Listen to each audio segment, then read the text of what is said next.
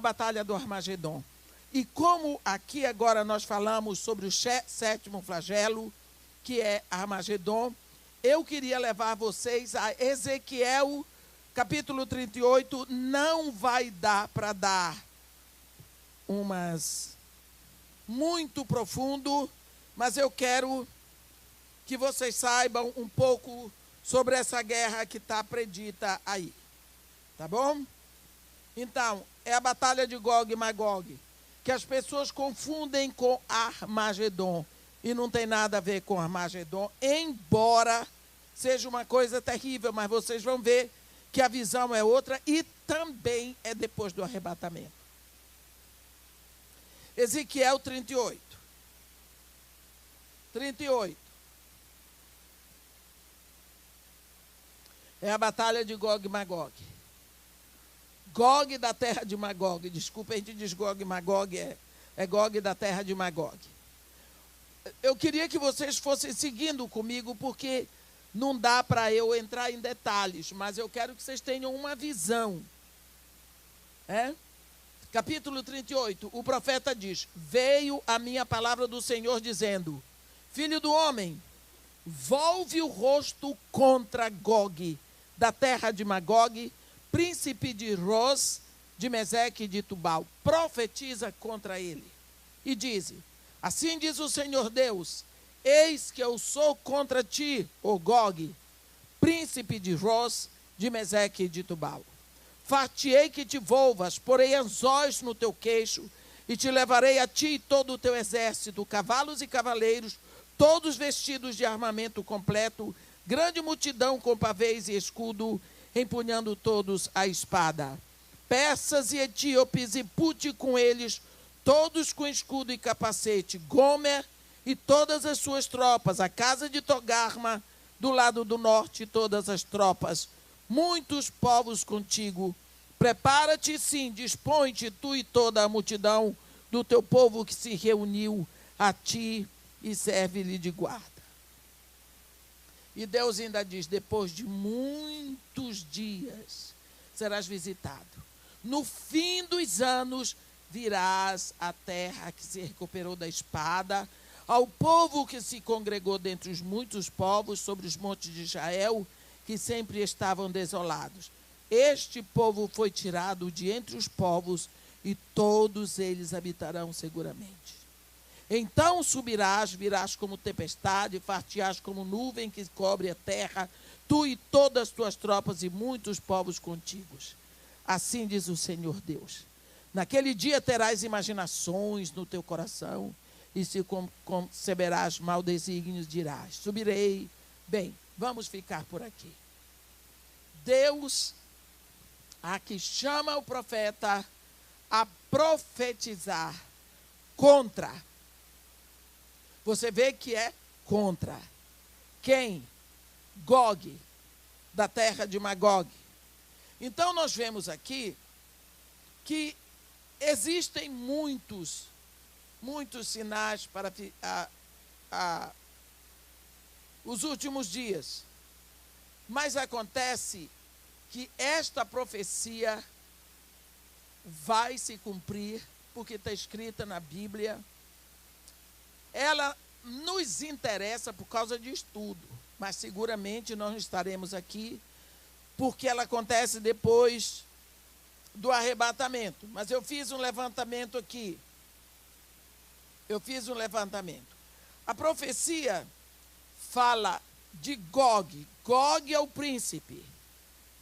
A terra é Magog. Mas ele também é príncipe de Ros, de Meseque e de Tubal. Algumas Bíblias não têm Ros. Quem tem aí uma Bíblia que não tem Ros? Isso. Então, deixa eu lhe dizer, por que não está escrito Ros na sua Bíblia? Porque Ros não é um país. Ros é a junção de todos os povos de língua russa. Né? Que ele domina sobre Ros, sobre Meseque e sobre Tubal. Então,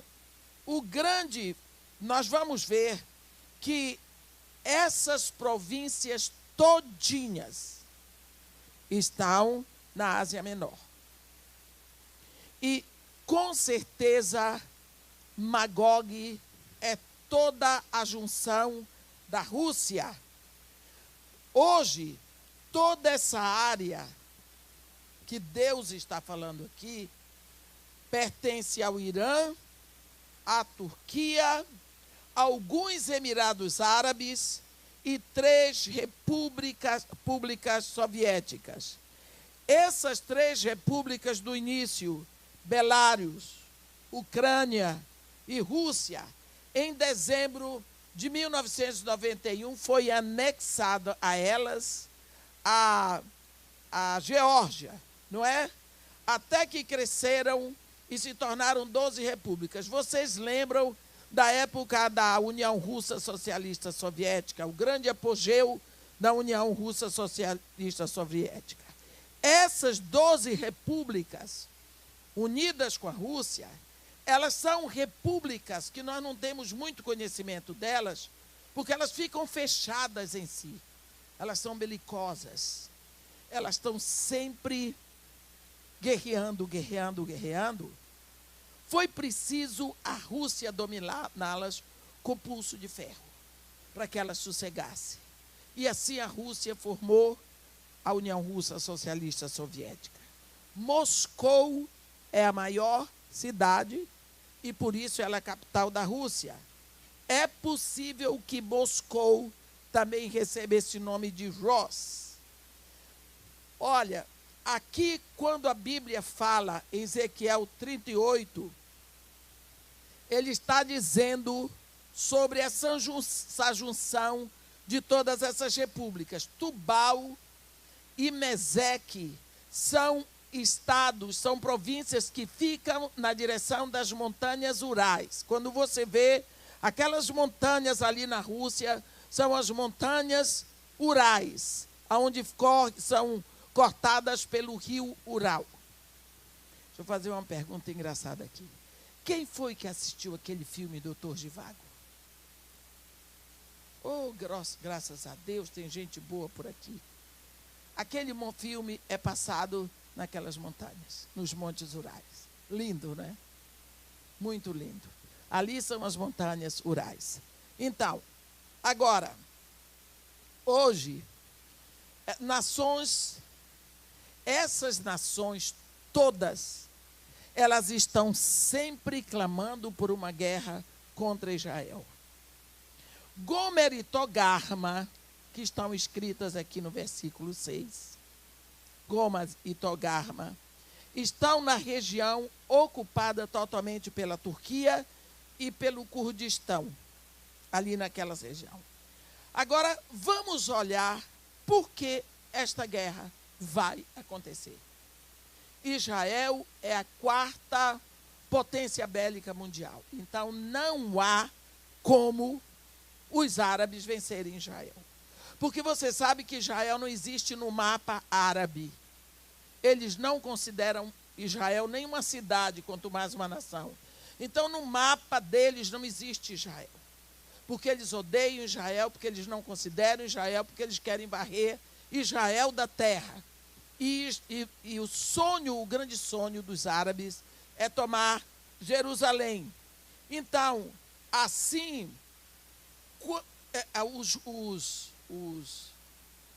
os árabes, para tomarem Israel, para arrasarem com Israel e tomarem Jerusalém, eles vão ter que se virar. Então, aqui nós vemos que a Rússia vai liderar uma invasão total para destruir Jerusalém. Está escrito. Só que essa invasão russa vai ser em união com os árabes. É uma invasão pan-islâmica. É russa islâmica. Está escrito aqui. Porque a Rússia, Gog, vai se unir com Ros, Meseque e Tubal, vai se unir com, aqui no versículo, com Togarma e com Gomer. E aqui no versículo 5, Deus acrescenta persas, etíopes e Pute. Sabe o que é Pute? É a Líbia. Todos com escudo e capacete, no versículo 5.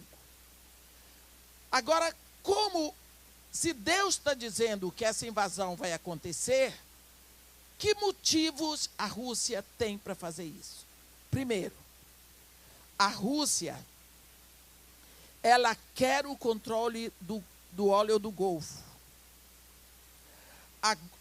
do Golfo Pérsico, porque o dia que a Rússia conseguir controlar o petróleo do Golfo Pérsico, que nós chamamos Golfo Arábico lá, a Rússia vai trazer Estados Unidos e Europa aos pés dela pedindo. Vai. E esse é o sonho dos russos. Eles querem. Que motivo os árabes têm para querer uma guerra? É que o sonho dos árabes é possuir Jerusalém.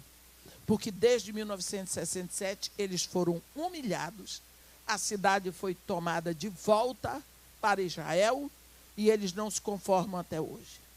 Agora, quando você olha para a Rússia e você ouve os jornais atuais, você vai ver que existe uma instabilidade constante na Rússia. A economia da Rússia é fraca, é fraquíssima, mas a Rússia tem poderio bélico, a Rússia tem tecnologia, a Rússia tem organização e a Rússia tem conhecimento. Tudo que os árabes não têm. Então a Rússia tem tecnologia, tem conhecimento, poderio bélico, tem organização e não tem dinheiro. Os árabes têm o dinheiro, mas não tem organização, não tem tecnologia, não tem poderio bélico, não tem organização. Então a Rússia tem tudo que os árabes precisam e os árabes têm tudo que a Rússia precisa. Embora a Rússia tenha reservas de óleo, esse óleo está em áreas remotas do Oceano Glacial Ártico, de difícil acesso. É como o nosso pré-sal. A Rússia faz um esforço muito grande, porque sempre foi muito difícil a Rússia tirar o óleo dela, principalmente para transportar, por causa dos seus portos estarem em regiões geladas. Quando nós olhamos o mapa da Rússia, nós vemos que os seus portos são de difícil acesso. E ela precisa de uma abertura para o Mediterrâneo. A Rússia traz o óleo de lá, aí ela vem pelo Mar Negro, aí ela tem que atravessar o Bósforo, que é o canal que separa a Turquia europeia da Turquia asiática, antiga Constantinopla. Ela atravessa o Bósforo para o Mar de Mármara ou Mar Egeu, para então chegar no Mediterrâneo. É muito caminho para a Rússia transportar esse óleo. A Rússia tem estado de mãos dadas com os árabes já há muito tempo. Eu me lembro quando morava no Iraque, dentro do Basra, existia um bairro só de russos. Só quem perfurava petróleo no Iraque era o Brasil e a Rússia. O governo do Saddam Hussein pagava para o governo da Rússia, como o Brasil está fazendo com os médicos cubanos.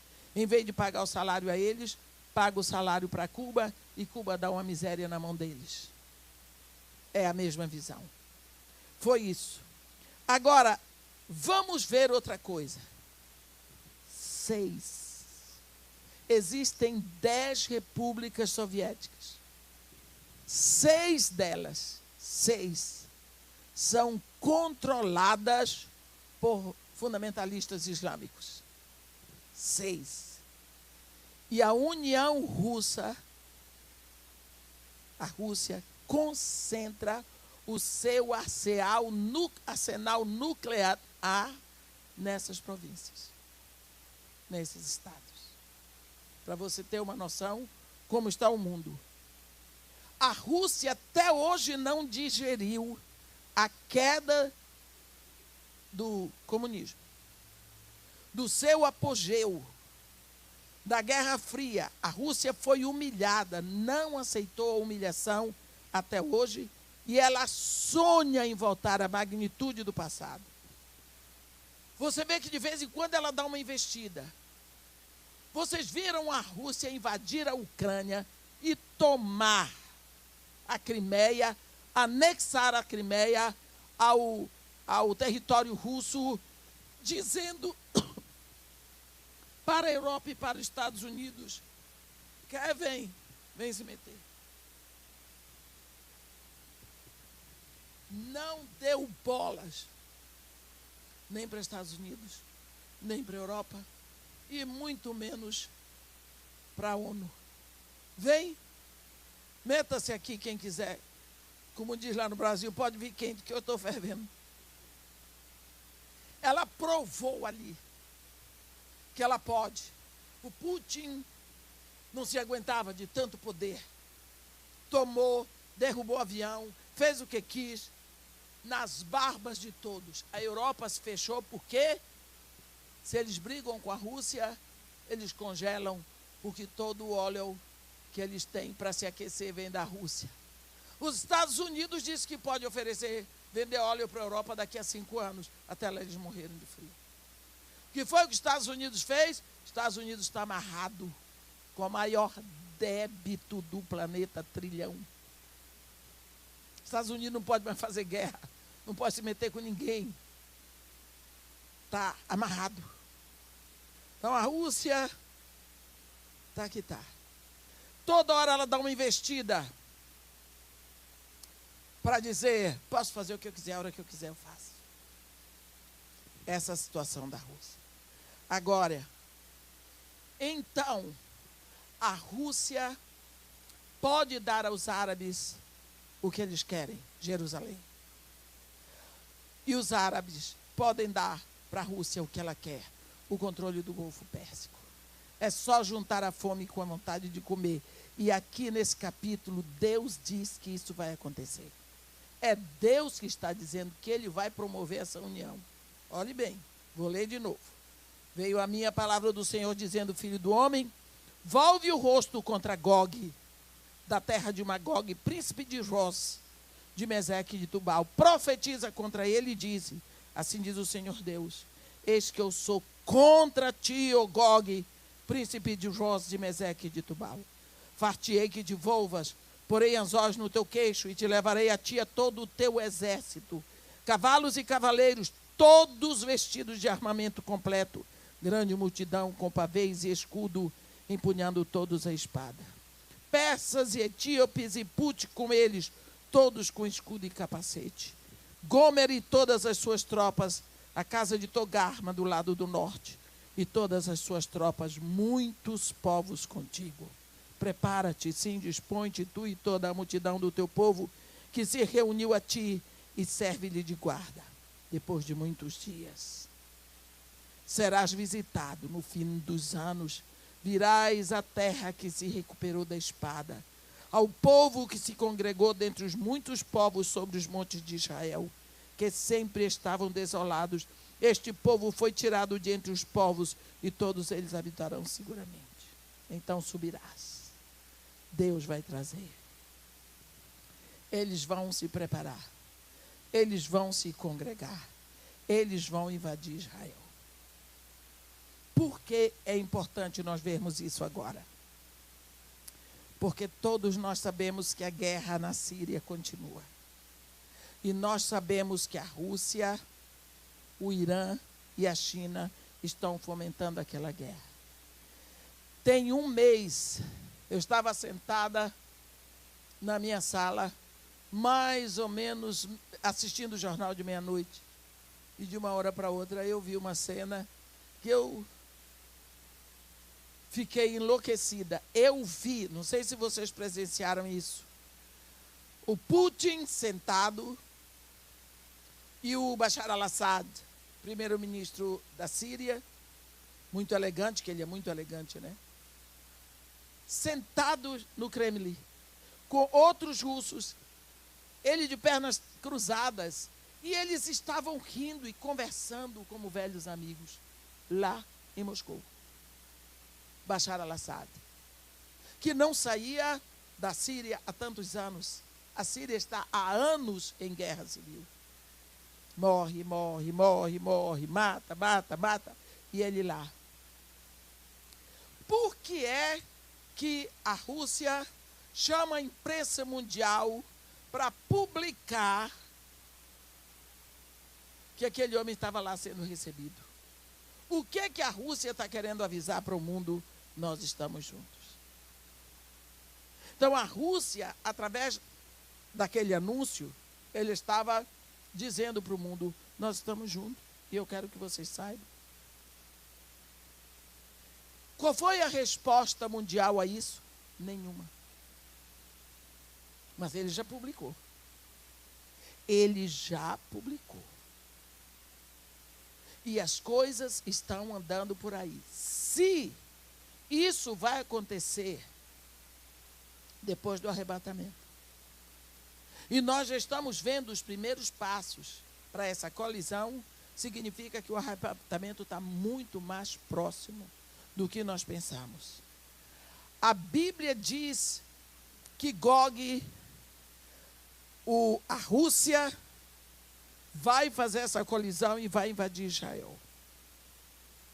O maior motivo que tem é o motivo de que Deus está dizendo que vai trazer. Ele diz, porei anzóis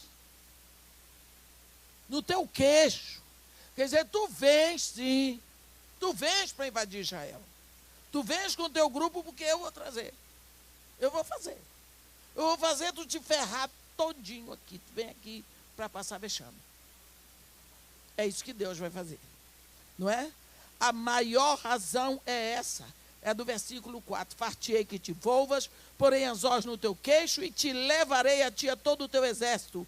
Cavalos e cavaleiros, todos vestidos de armamento completo, grande multidão, com pavês e escudo, empunhando todos espada. Essa invasão vai ser orquestrada pelo próprio Deus. E vai acontecer. Depois você dá uma olhada, é terrível ver o que Deus vai fazer. Ele manda convidar os abutres para comerem a carne dos guerreiros. E vão morrer todos. Todos. Todos, todos, todos. Nós vemos, primeiro, Deus manda um terremoto colossal. No versículo 19 e 20. Se você quer ver aqui. Pois no meu zelo, no brasume do meu furor, disse que naquele dia será fortemente sacudida a terra de Israel. De tal sorte que os peixes do mar e as aves do céu, os animais do campo e todos os répteis que se arrastam sobre a terra, e todos os homens que estão sobre a face da terra tremerão diante da minha presença. Os montes serão deitados abaixo, os precipícios se desfarão e todos os muros desabarão da terra. Chamarei contra Gog a espada em todos os meus montes, diz o Senhor Deus. A espada de cada um se voltará contra o seu próximo. Eles vão se matar entre eles. Você lembra que isso já aconteceu na batalha de Gideão? Então Jeová Sabaoth vai estar orquestrando ele preparou uma para esses inimigos de Israel. Você vê no versículo 22 que ele vai abrir fogo. Com artilharia espetacular, chuva inundante, pedras de saraiva, fogo, enxofre.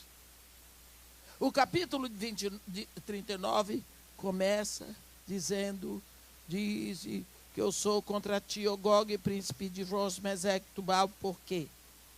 Por que que Deus está trazendo toda a Rússia, toda essa colisão, todas essas nações lá para morrer todo mundo?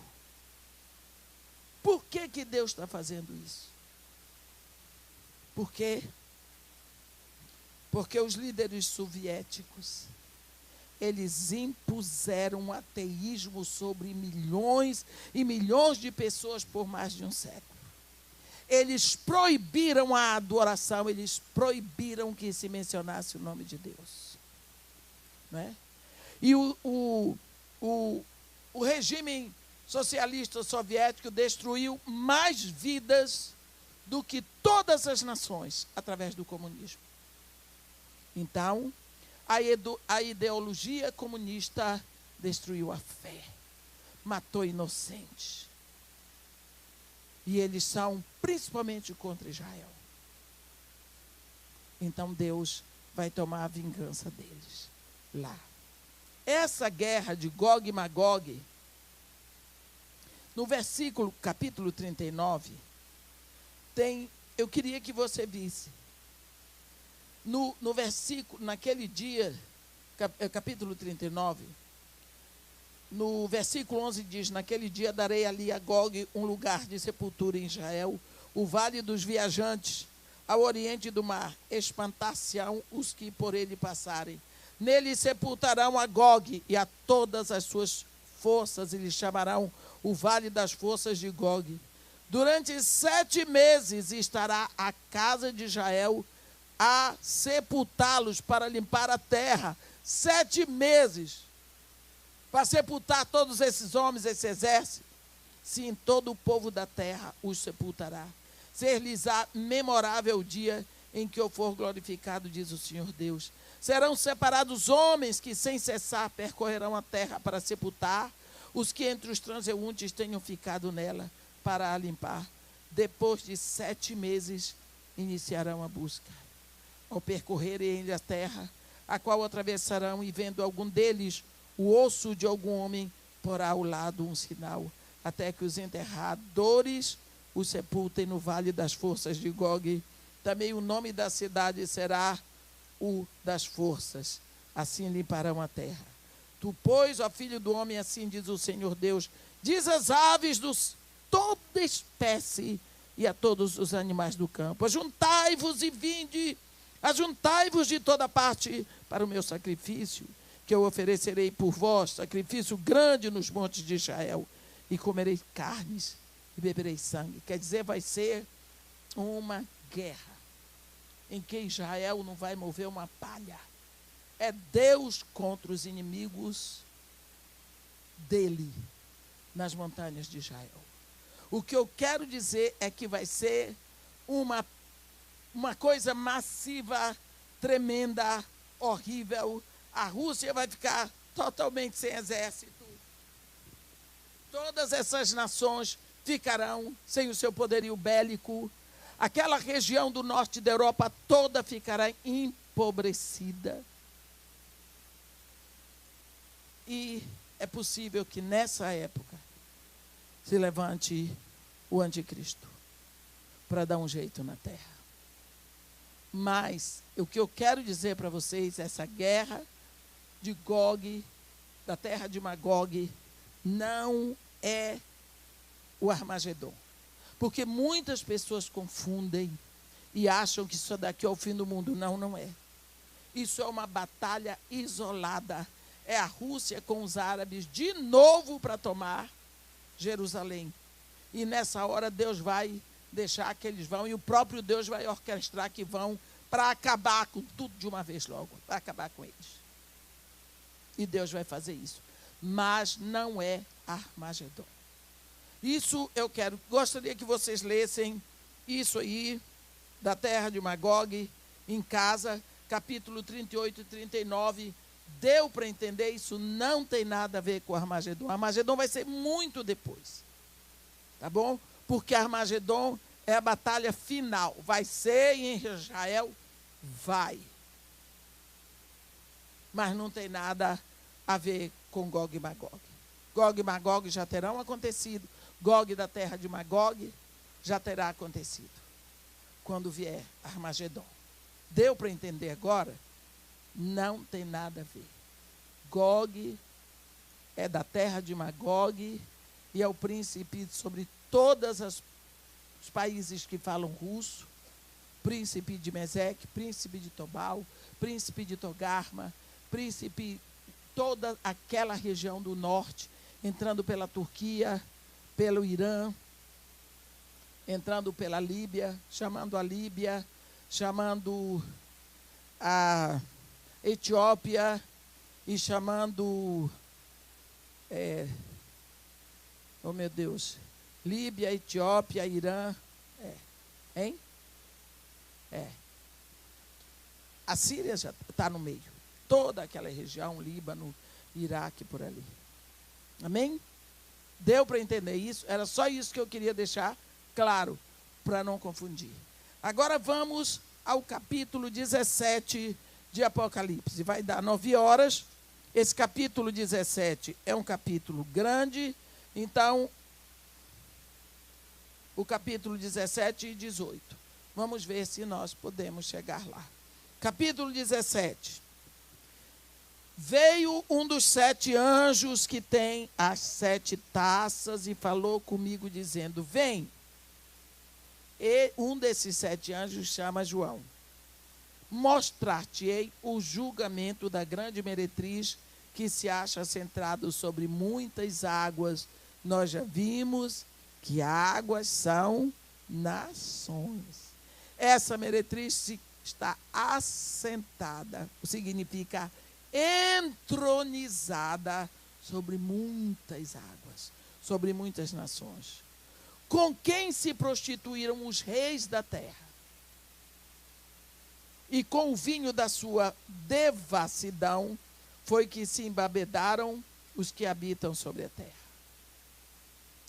Se embebedaram pela devassidão desse sistema de corrupção mundial. Babilônia é um sistema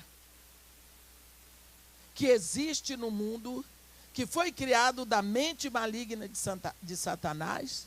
É o sistema que dá a direção para toda a cobiça humana, para toda a luxúria, para toda a devassidão.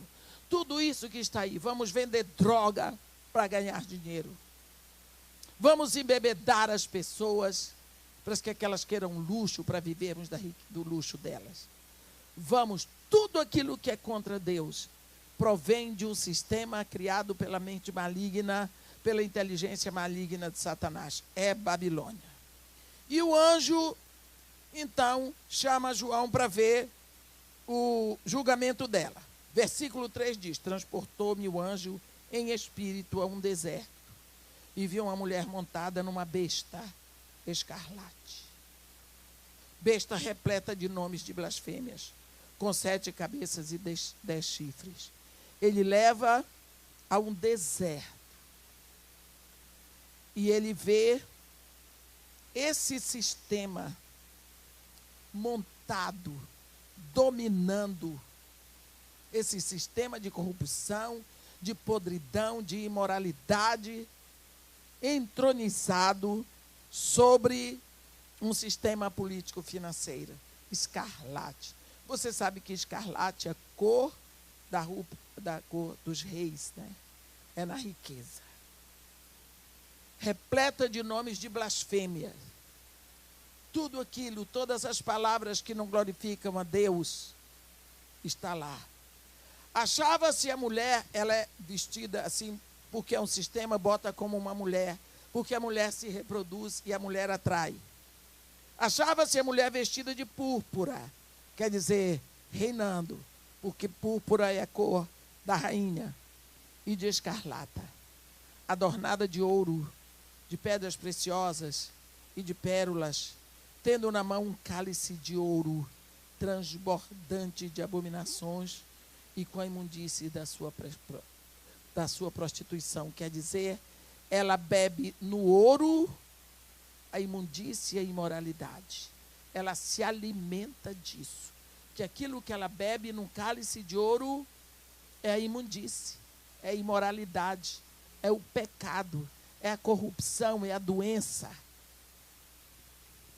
Na sua fronte achava-se escrito o nome, um mistério, Babilônia, a grande, a mãe das meretrizes e das abominações da terra. Significa que o que ela tinha na cabeça, na mente dela, era esse grande título. Eu sou a grande. Eu sou a mãe das meretrizes. Significa, eu sou o princípio de todas as meretrizes e de todas as abominações.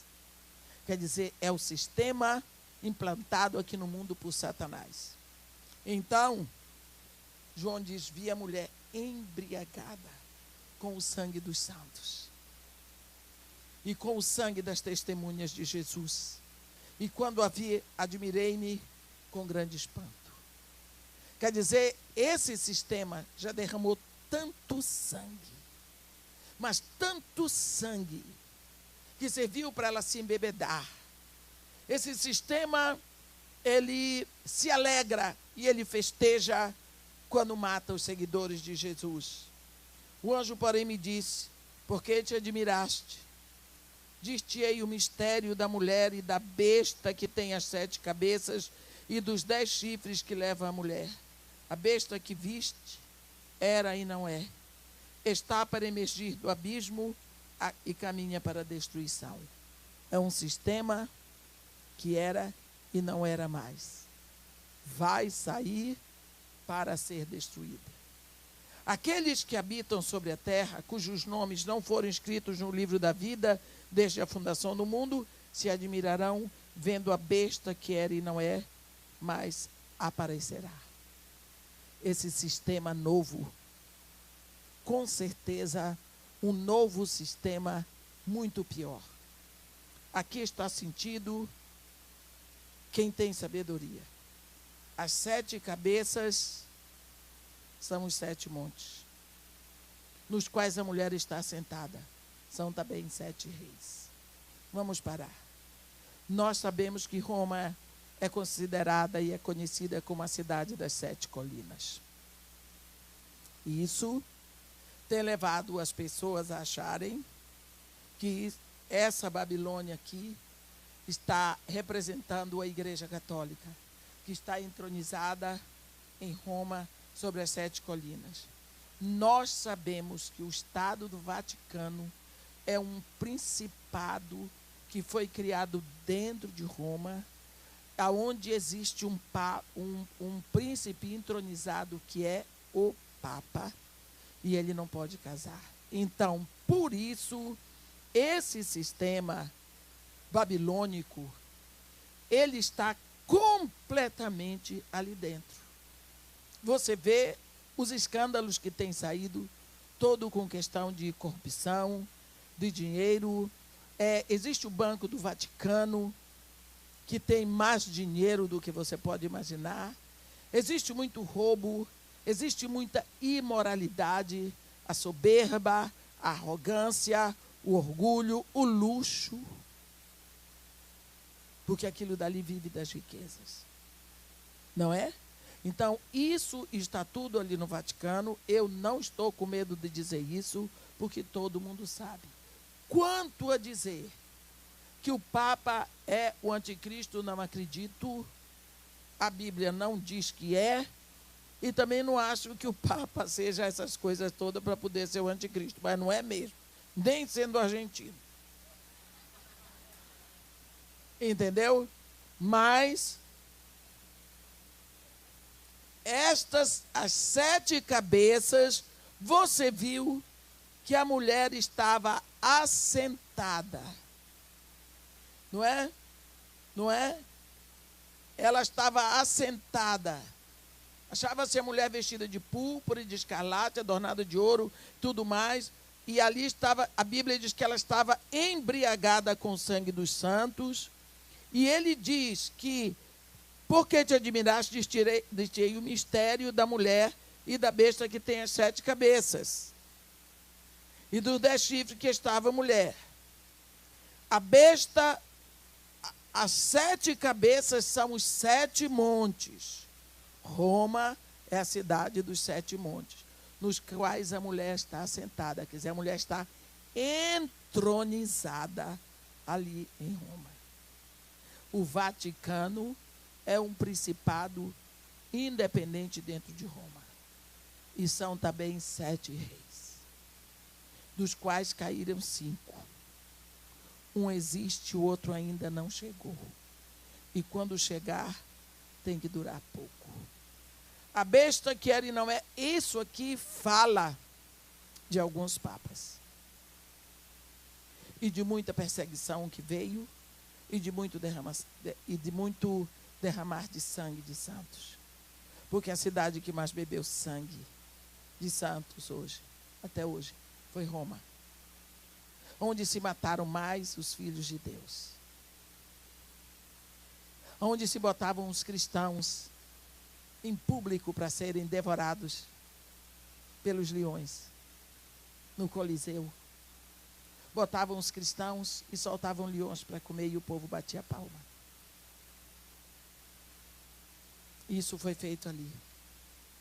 Roma, o Vaticano saiu invadindo casas de judeus e matando e impedindo a festa da Páscoa, a festa dos tabernáculos e copiando tudo de Israel para parecer que era a igreja de Jesus Cristo. Então, a Igreja Católica tem muito contra ela.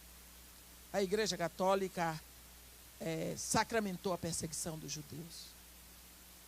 Por isso que Israel até hoje não aceitou a pedida, o Papa, aquele que morreu último, João Paulo, ele foi lá pedir perdão a Israel.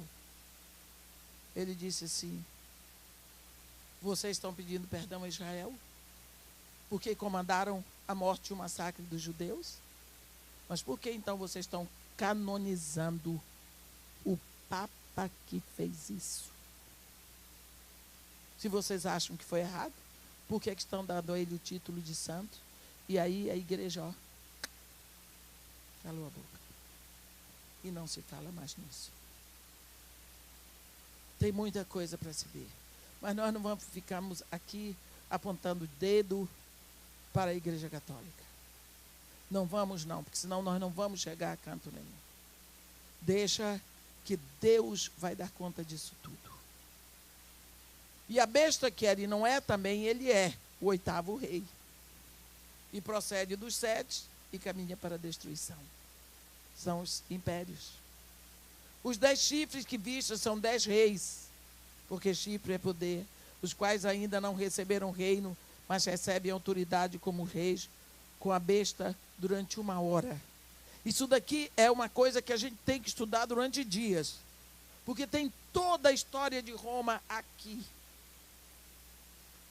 Tem esses um só pensamento e oferecem à besta o poder e a autoridade que possui. São os cardeais, meus irmãos. E oferecem à besta, que é o chefe, o Papa, toda a autoridade. Pelejarão eles contra o Cordeiro, e o Cordeiro os vencerá, pois é o Senhor dos senhores e o Rei dos reis. Vencerão também os chamados, eleitos e fiéis que se acham com eles.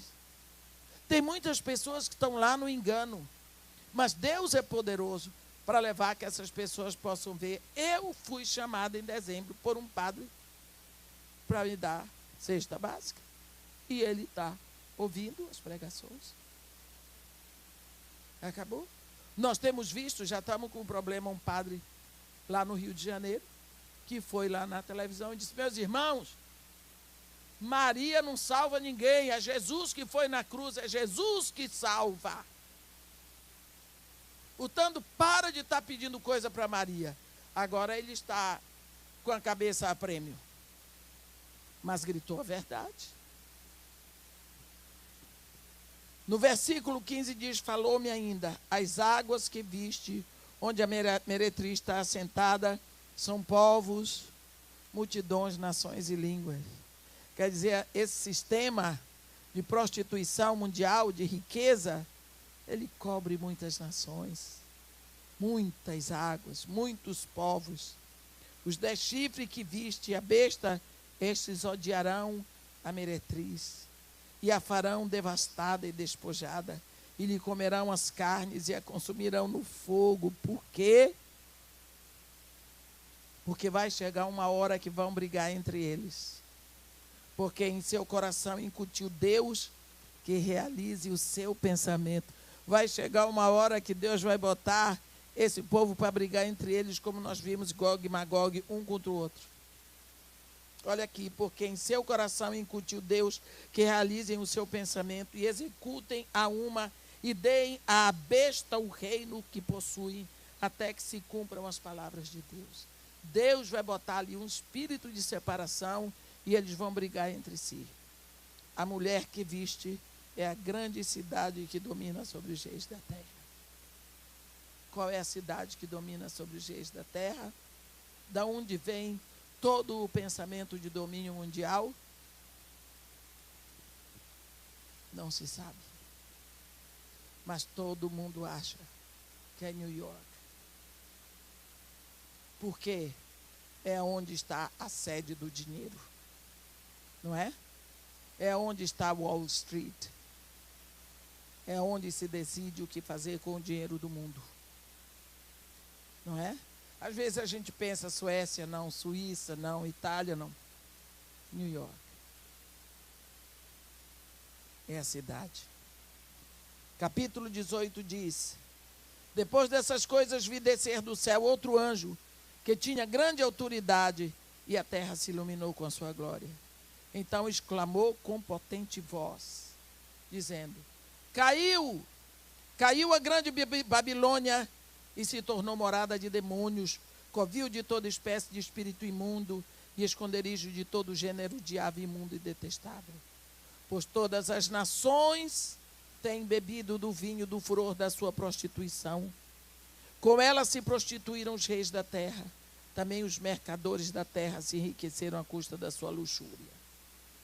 Isso nós sabemos, que a queda desse sistema de prostituição mundial, de luxúria, de roubo, está determinada. Meus irmãos, quando nós vemos,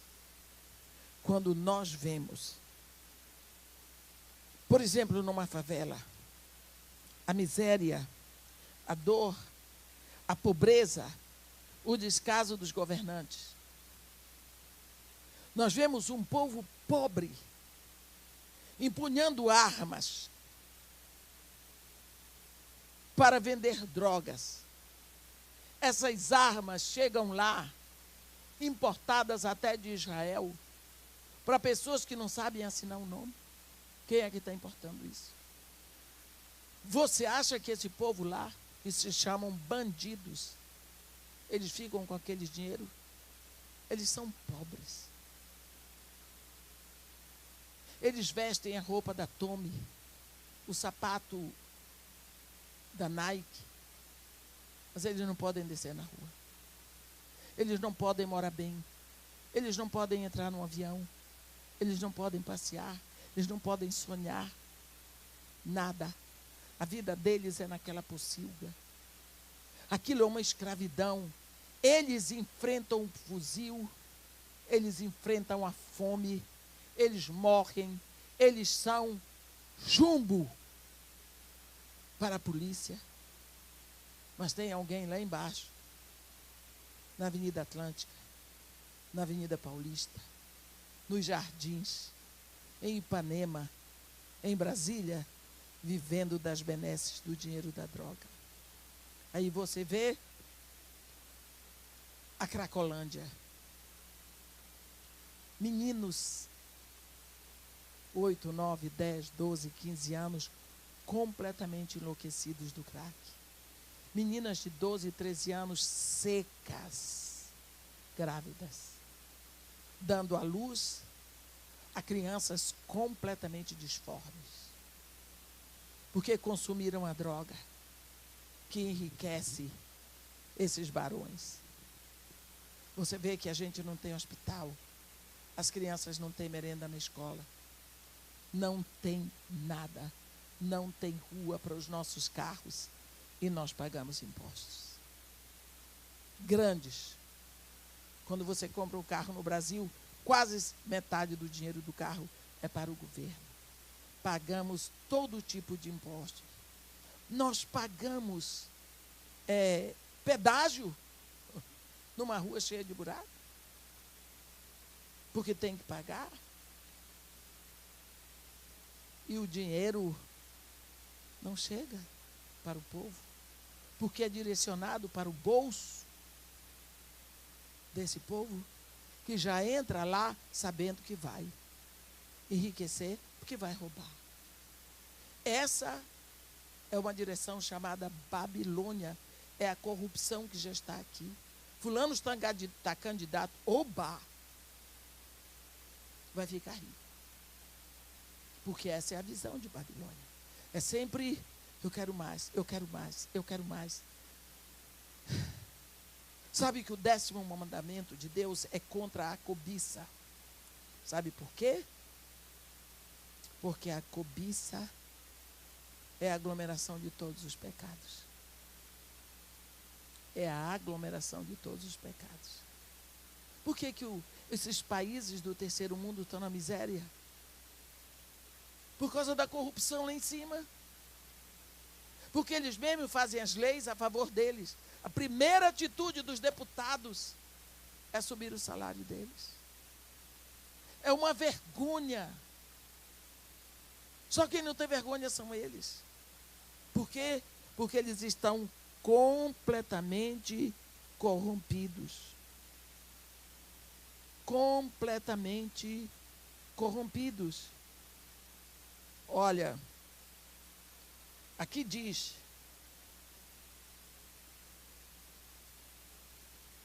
pois todas as nações têm bebido do vinho do furor da sua prostituição. Com ela se prostituíram os reis da terra. Roubo, luxúria, jeitinho, maracutaia. Também os mercadores da terra se enriqueceram à custa da sua luxúria. Porque eles vendem tudo. Tudo, tudo, tudo. Sex shop. Você já viu? Não quer ver o que se vende lá dentro. Nem pense. Mas se ganha dinheiro. Tem uma coisa que eu não entendo. Lá em Copacabana tem um sex shop. Todo mundo pode ver porque está escrito lá de fora. Sabe onde funciona? Num pedaço alugado da Igreja Católica. Avenida Copacabana, esquina com Hilário de Gouveia, quadra da praia. Não estou dando o endereço para você ir lá. Estou dizendo que você pode passar e ver. Não é interessante? É triste. Ouvi outra voz do céu, versículo 4, dizendo: retirai-vos dela, povo meu, para não serdes cúmplices em seus pecados e para não participar dos seus flagelos. Porque os seus pecados se acumularam até o céu, e Deus se lembrou dos atos iníquos que ela praticou. Olha, quantas vezes nós não nos retiramos. Nós continuamos lá aplaudindo e achando bom e dando ibope para a imoralidade. Quantas vezes nós continuamos lá praticando porque estamos completamente embebidos da maldade de Babilônia, desse sistema mundial que está ali de roubo, de violência, de imoralidade. Estamos lá dentro. Dai-lhe retribuição como também ela retribuiu. Pagai-lhe em dobro segundo as suas obras, e no cálice em que ela misturou bebidas, misturai dobrado para ela. E quanto a si mesma, se glorificou e viveu em luxúria. Dai-lhe em igual medida tormento e pranto, porque diz consigo mesma: estou sentada como rainha, viúva não sou, portanto nunca hei de ver. Pranto nunca hei de ver. Por isso, em um só dia, sobrevirão os seus flagelos, morte, pranto e fome, e será consumida no fogo, porque poderoso é o Senhor Deus que a julgou. Você está vendo que ela é autossuficiente. Não preciso de ninguém. Hoje nós vemos as pessoas cada vez mais autossuficientes. Não preciso. Isso é uma coisa que tem sido tão visível na vida das mulheres. Quero saber de homem. Eu vou fazer uma produção independente que eu quero parir. Quero ter um filho. Eu não quero marido. Vocês já viram isso? Para que eu quero marido? Para quê? Eu não preciso de marido. Produção independente. Foi assim que Deus criou. Da onde veio essa mentalidade? Vem de um sistema de corrupção chamado Babilônia, que entrou pela cabeça, e a gente vê isso dentro da igreja. Dentro da igreja. Isso são pessoas que já estão com a mente completamente corrompida por Babilônia. Às vezes é que Babilônia é uma cidade, Babilônia é um sistema. Agora pode ter 50 cidades, tem tantas boates chamadas Babilônia, não é? Tem tantas cidades chamadas, tem tantas boates, onde funcionam hoje igrejas até, chamadas Babilônia. Nós precisamos saber e ver se a nossa mente não está corrompida com a mentalidade produzida de Babilônia, da necessidade do luxo, da riqueza exacerbada, do egoísmo, do prazer. Só vale se me causar prazer. Do hedonismo exacerbado, se nós não estamos contaminados com a virulência de Babilônia. Não é? Agora, chorarão e se lamentarão sobre ela os reis da terra, que com ela se prostituíram e viveram em luxúria quando virem a fumaceira do seu incêndio. E, se conservando de longe pelo medo do seu tormento, dizem: ai, ai, tu grande cidade Babilônia, tu poderosa cidade, pois em uma só hora chegou o teu juízo. E sobre ela choram e pranteiam os mercadores da terra, porque já ninguém compra a sua mercadoria. Mercadoria de ouro, de prata, de pedras preciosas e pérolas, de vinho finíssimo, de púrpura, de seda, de escarlata, e toda espécie de madeira odorífera, todo gênero de objeto de marfim, toda qualidade de móvel de madeira preciosíssima, de bronze, de ferro e de mármore, e canela de cheiro, especiarias, incenso, unguento, bálsamo, vinho, azeite, flor de farinha, trigo, gado e ovelhas, e de cavalos, de carros, de escravos e até almas humanas. O fruto sazonado que a tua alma tanto apeteceu se apartou de ti, e para ti se extinguiu tudo o que é delicado e esplêndido, e nunca, jamais serão achados. Você vê que aqui ele está, Deus põe isso tudo numa cidade lá. Eu estive 3 vezes lá. Essa cidade, a Babilônia, digamos que a cidade estava toda aqui. De uma hora para outra ela fez assim, ó. Ela desceu toda. E ela foi coberta de terra. Os ingleses começaram a escavar. E a 3ª vez que eu fui, eu já entrei um pedaço. As ruas são um pouco mais largas do que isso aqui. E feirante de um lado, feirante do outro. Foi a rua que eu vi. Tudo estava com muito, assim, um pouco de teia de aranha, tudo abafado. A única coisa que ficou, quando você ouve falar dos jardins suspensas da Babilônia, é uma tamareira que está lá seca, porque a tamareira dá aquela impressão de deserto.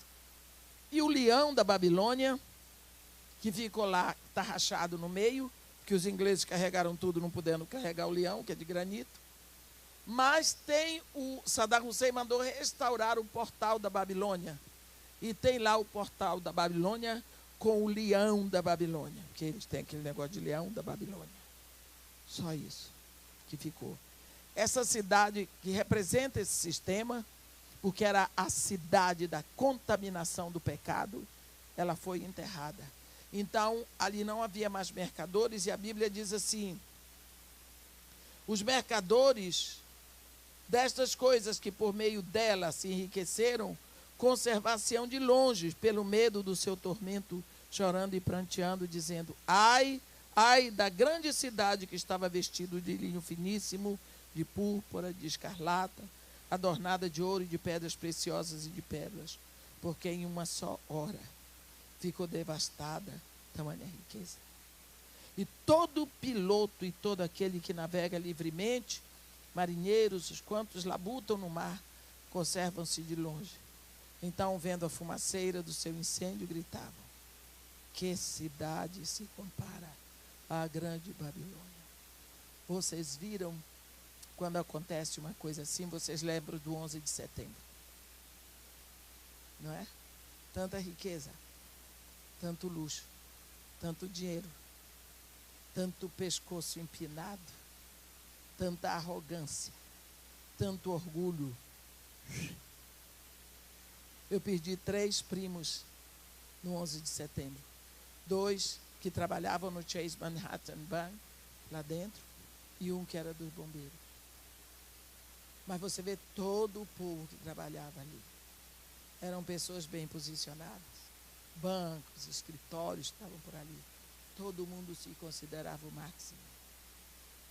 O país que mais investe em tudo não tinha nenhuma segurança. Pensou que estava seguro, se arrebentou. Por quê? Porque olharam numa só direção. Nós somos grandes, ninguém toca em nós. Vocês lembram do Japão? O Japão é o país do orgulho tecnológico. O Japão, a tecnologia do Japão chegou a um ponto que ninguém podia acompanhar. Como eles têm problemas de muitos terremotos, eles criaram uma engenharia para construir prédios à prova de terremoto. Então eles construíam um prédio que, se vier um terremoto, o prédio pode balançar que não cai. Aí Deus mandou um terremoto lá do meio do mar, que abriu para um tsunami. Você viu como eles ficaram? Aquilo foi um tiro na soberba tecnológica do Japão. Eu não tenho nenhum prazer que aquilo tenha acontecido. Não tenho nenhum prazer que tenha acontecido aqui nas Torres Gêmeas. Não tenho nenhum prazer no que fizeram na França. Mas eu digo para vocês que os poderosos chega um momento que eles são pegos de surpresa.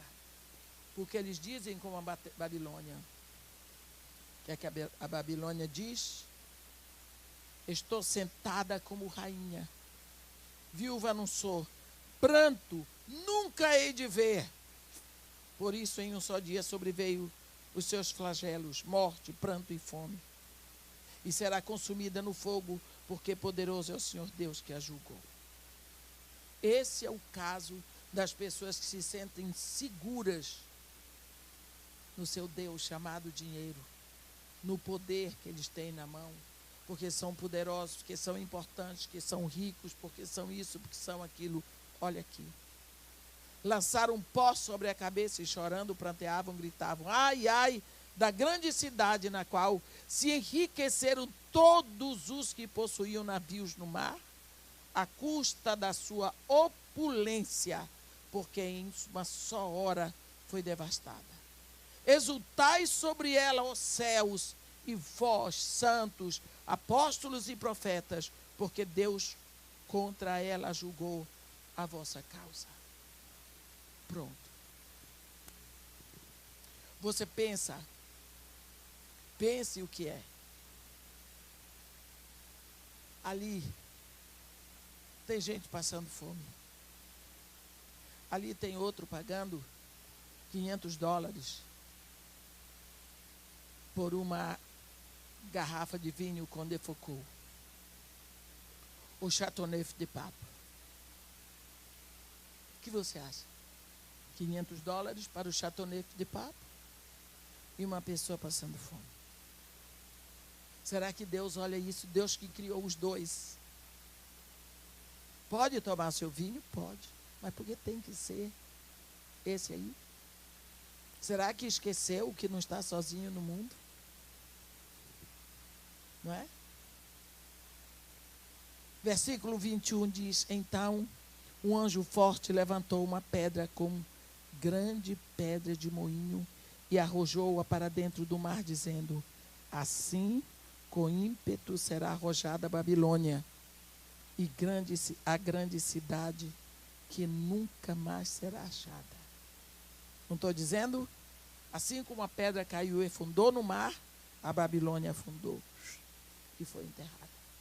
O anjo simplesmente fez um ato profético diante de João. E voz de arpistas e músicos, de tocadores de flautas e de clarins, jamais em ti se ouvirá. Nem artífice algum de qualquer arte jamais em ti se achará. e nunca jamais em ti se ouvirá o ruído da pedra de moinho. Também jamais em ti brilhará a luz da candeia, nem voz de noivo ou de noiva jamais em ti se ouvirá, pois os teus mercadores foram os grandes da terra, porque todas as nações foram seduzidas pela tua feitiçaria. E nela se achou o sangue de profetas, de santos e de todos os que foram mortos sobre ela. Então nós vemos que esse sistema vai cair. E ele foi profetizado na situação dessa cidade lá no Iraque, da Babilônia. Então nós precisamos olhar para frente sabendo que todo esse sistema criado por Satanás, através da besta que sai do mar, da besta que sai da terra, do falso e do próprio anticristo, isso tudo tem um fim. É um programa temporal. E como tudo na terra vai passar, isso também vai passar. Nós podemos voltar e pensar que Apocalipse é a revelação de Jesus Cristo. Deus diz para João: sobe, que eu vou te mostrar as coisas que em breve vão acontecer. Então Deus está mostrando para João o filme do que vai acontecer, para que nós saibamos que, embora soframos com toda essa opulência, com toda essa desordem, com toda essa dor, com tudo que está acontecendo, isso tudo tem um fim. Aqueles que nos humilham, aqueles que exploram de nós, se eles não vêm para Jesus Cristo, eles também têm um fim. E qual é a nossa parte? Olha, esse capítulo aqui termina dizendo: e nela se achou sangue de profetas, de santos e de todos os que foram mortos sobre a terra. Por quê? Porque a disparidade é muito grande, meus irmãos. A desigualdade é muito grande. A dor é terrível. E as pessoas estão sempre olhando para a grandiosidade das riquezas. Mesmo os pobres, eles estão querendo mais. Eu não sei o que acontece com esse povo. Eu canto de falar no Morro Dona Mate. Por que você tem que ter 2 celulares? Por que você tem que usar celular desse jeito? Para gastar dinheiro? Eu fico impressionado, porque eles querem ter. Aí você chega numa casa, você encontra o maior telão, não tem o que comer. Roubam e não podem desfrutar. Por quê? Porque ele vê alguém ter, ele também quer. Significa que tem os olhos nas riquezas da terra. E você vê isso tudo dentro da igreja. Tudo. Fui à casa de um pastor tomar café com ele, e ele disse para mim: irmã Edmeia, até fevereiro, eu não passo fevereiro sem ter comprado o meu jatinho. Que eu não aguento mais pagar frete de jatinho particular dos outros. Virou moda no Brasil. Pastor, para ser bem-sucedido, tem que ter o jatinho. Hein? Eu vou comprar um lá na loja americana. Vou ficar orando, quem sabe ele cresce. Então o que é isso? Para que é que uma pessoa... É um prejuízo, porque você paga por hora o hangar para guardar o avião no aeroporto. Piloto tem que ter 2, porque se um morrer tem o outro do lado. E o combustível de avião, para ficar guardado. Porque tem que ter dinheiro. Aí quem paga isso? O dízimo das crianças, do pessoal. As ofertas, em vez de ser revertido para o crescimento da igreja, vai ser pago para a luxúria de alguém. Pode ser que a pessoa precise, não estou dizendo, pode ser que realmente a pessoa precisa. Se a pessoa precisa, não é pecado, mas se é só para mostrar, eu também tenho. Vamos abrir os nossos olhos e ver até que ponto esse sistema contaminou o nosso modo de pensar. o nosso modo de agir, as nossas escolhas e as nossas decisões. Não é? Veja até que ponto você está bem corrompido pelo vírus da Babilônia.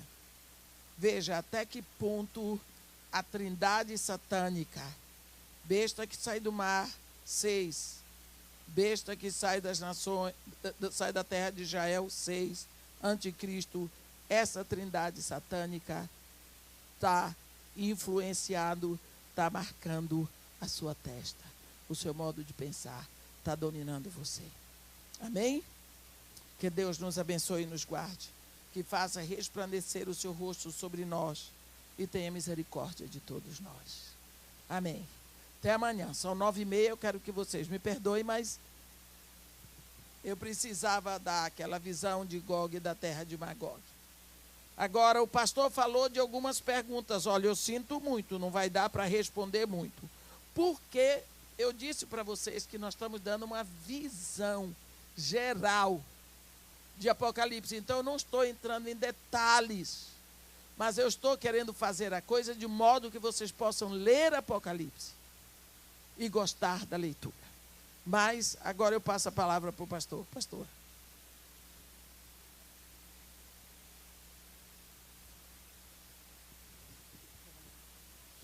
Ninguém passou nenhuma pergunta até agora? Alguém tem alguma pergunta? Nilton.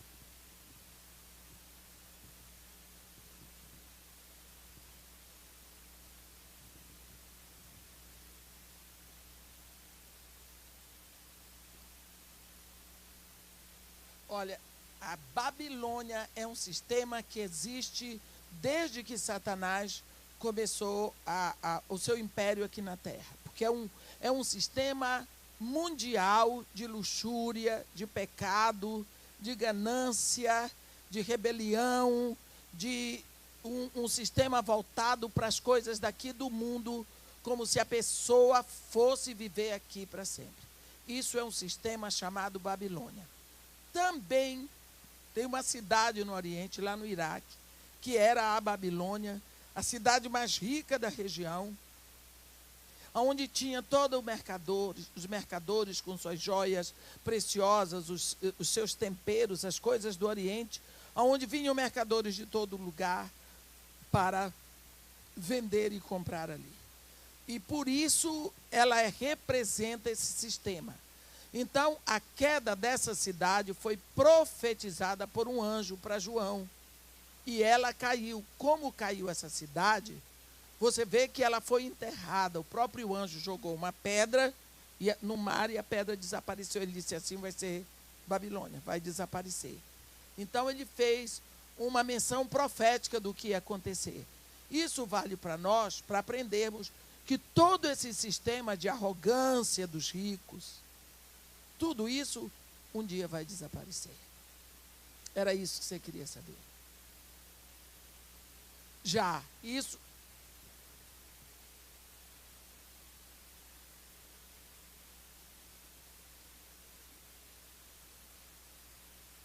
Não, a Babilônia será julgada quando houver o final dos tempos. Porque até lá, o 666, que é o domínio do homem na mente dos homens, porque 666 é o número do homem 3 vezes, que 3 homens vão estar reinando. É o anticristo, a besta, o chefe do sistema mundial das nações e do sistema religioso. Esses 3 são 666. Eles vão estar reinando na cabeça das pessoas. Então, enquanto tiver anticristo na terra, enquanto Satanás não for tirado, esse sistema vai permanecer. Mas o que o anjo está mostrando para João aqui é que isso vai ter fim. Então, isso nos ensina a olhar para frente com esperança.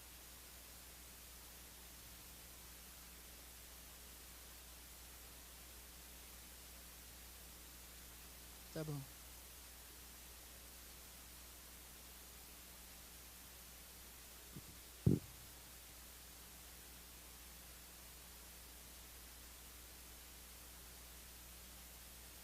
Uhum.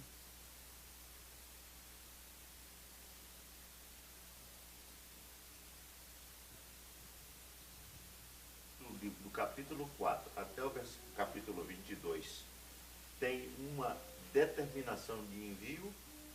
Olha, as cartas foram enviadas. Agora, no capítulo 4, João vê uma porta aberta no céu e uma voz que chama: vem, sobe aqui, porque eu vou te mostrar as coisas que em breve vão acontecer. Nós sabemos que João sabia que tinha que escrever, porque ele estava escrevendo o tempo todo, e no capítulo 10, quando os trovões falam, ele diz: eu já ia escrever, mas uma voz do céu me disse que não escrevesse.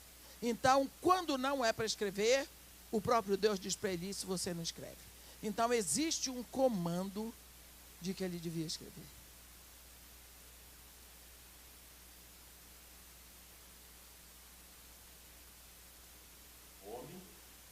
O livro.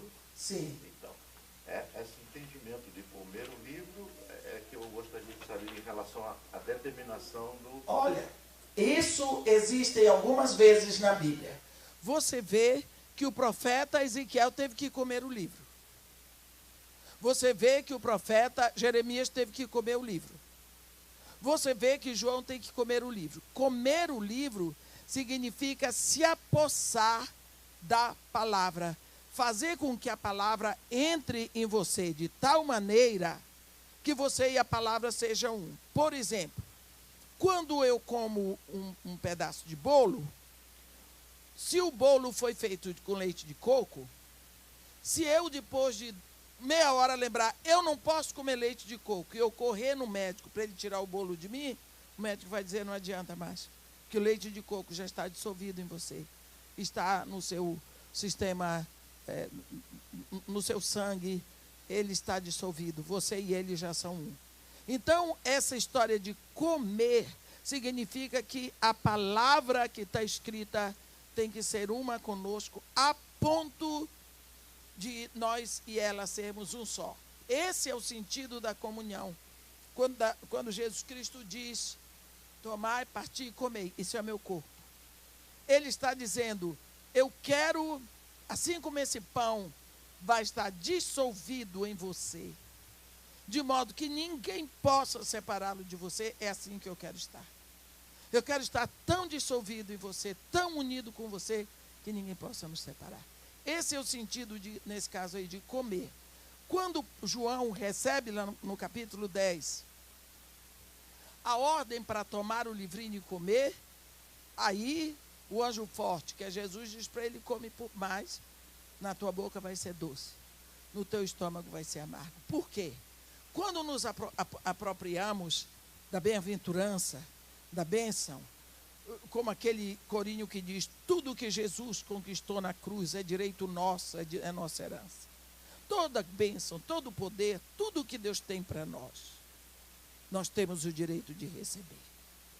Isso é uma maravilha, mas é a consequência disso. A consequência disso é que eu vou sofrer pelo nome de Jesus. A consequência disso é que eu vou ter que suportar, ficar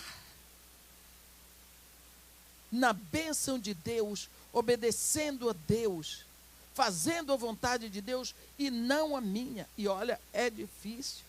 Você tem que dizer não a si mesmo, que negar a si mesmo, para dar a vontade de Deus. Aí nessa hora, puxa vida, e agora o que é que eu faço? Eu estou com vontade de fazer determinada coisa que Deus não gosta, mas aí eu não posso, por quê? Porque eu sou filho de Deus. Na hora de ser filho de Deus foi muito agradável, mas e agora? A coisa fica amarga. Então é isso que ele diz. Por quê? Porque na hora de você se apossar da maravilhosa graça é bom demais, mas a responsabilidade amarga.